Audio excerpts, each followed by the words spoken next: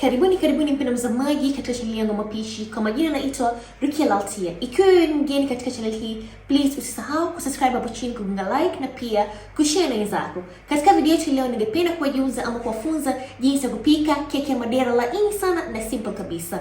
Makinika nami hadi tamati. Mahitaji yetu leo tutahitaji unga wa ngano vikombe viwili, maziwa nitatumia kikombe kimoja, sukari kikombe kimoja, bata gramu 150, vanila, limau, baking powder. Ikiwa utatumia unga self rising flour, haina haja kutumia baking powder. Na mwisho kabisa utahitaji mayai mawili. Sasa tuanze na video yetu ya leo. Moja kwa moja tukianza na upishi wetu kutengeneza hii keki. Katika bakuli lako utaweka kikombe kimoja cha sukari pamoja na bata gramu 150 na utachanganya vizuri kwa kutumia mwiko ama spatula. Kisha utaweka mayai mawili na utaendelea kuchanganya mpaka kila kitu kichanganyike vizuri. Ikiwa utakuwa na mixer hii yako ya umeme, utachanganya vizuri mpaka mchanganyiko uchanganyike kabisa na uwe mwepesi. Alafu nitachukua grater kisha nitagrate ama kukwarusa limau ili nipate maganda limau takribani kijiko kimoja cha kula, na utaweka vanila kijiko kimoja cha kula pamoja na maji ya limau takribani kijiko kimoja cha kula, na utaendelea kuchanganya mchanganyiko wako vizuri. Kwa kutumia kichungio kama hiki utaweka vikombe viwili vya unga wa ngano pamoja na baking powder kijiko kimoja cha kula, na utachikicha unga wako katika mchanganyiko wako wa keki. Alafu mwisho kabisa utaweka maziwa kikombe kimoja. Utaweka kidogo kidogo huku ukichanganya mpaka mchanganyiko uchanganyike vizuri.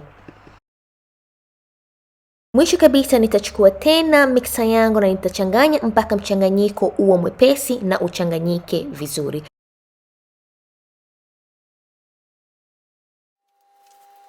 Kwa pani yako, alafu utaweka mafuta ili keki yako isipate kushika chini. Kisha weka mchanganyiko wako wa keki na weka katika oven ama jiko la mkaa. Ikiwa utatumia oven utaoka kwa moto wa 160 kwa jisaa moja. Baada ya jisaa moja keki yetu ya Madeira iko tayari kama unavyoona katika video, imeiva vizuri. Wacha ipoe kabisa, alafu nitaipamba kwa kutumia sukari ya kusaga, yani icing sugar.